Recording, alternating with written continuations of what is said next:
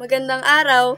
Ako si Christine Joy Salao at ang ating tatalakayin o pag-aaralan ngayong araw ay ang kabihasnang Greece. So, saan pa natin siya makikita o matatagpuan? So, matatagpuan natin siya sa Timog Silangang Europa. Ngayon, simulan na natin ang talakayan o discussion about dito. Ang Gresya ay isang peninsula o tangway. Bulubundukin ang lupain nito at napaliligiran ng mga dagat. Mayroong 2,000 na isla at 170 ang tinitirhan.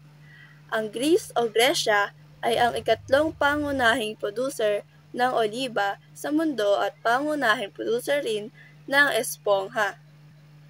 Ang pinakamataas na bundok sa Greece ay ang Mount Olympus. Tandaan nyo, Mount Olympus ang pinakamataas na bundok sa Greece.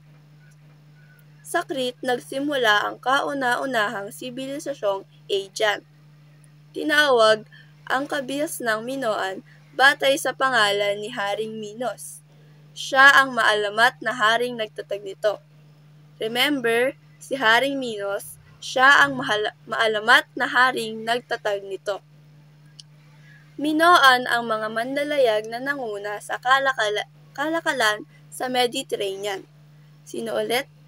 Ang mga Minoan. Kilala sila bilang mahuhusay gumamit ng metal at iba pang mga teknolohiya. Mayroon silang sistema ng pagsulat at ito ang tinatawag natin na Linear A. Ang sistema ng pagsulat nila ay ang Linear A. Ang kabisera ng kabihasnang Minoan ay Knossos, na kinaroroonan ng pinakamalaking palasyo. Ang palasyo ay nasira ng sunod-sunod na sunog at iba pang mga natural na kalamidad. Sa pamayanang Minoan ay may 4 na pangkat ng tao. Tandaan nyo, 4 na pangkat ng tao. Una na rito ay ang Maharlika, which is yung pinakamataas sa kanilang 4. Sumunod ay mga ngalakal.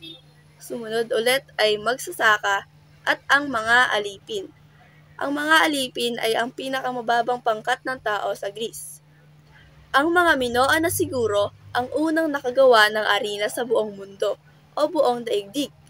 Sinasabing ito ay nagwakas dahil sa pagsalakay ng mga di kilalang pangkat na sumira at nagwasak ng buong pamayanan. May Sineyan, ang sumalakay sa pulo ng Crete. Next is ang panahong Hellenic. Ang Hellas ay ang tawag ng mga Griego sa kanilang bansa. Hellenes naman ang tawag sa kanilang mga sarili. Samantalang ang Hellen ang ina ng mga Griego.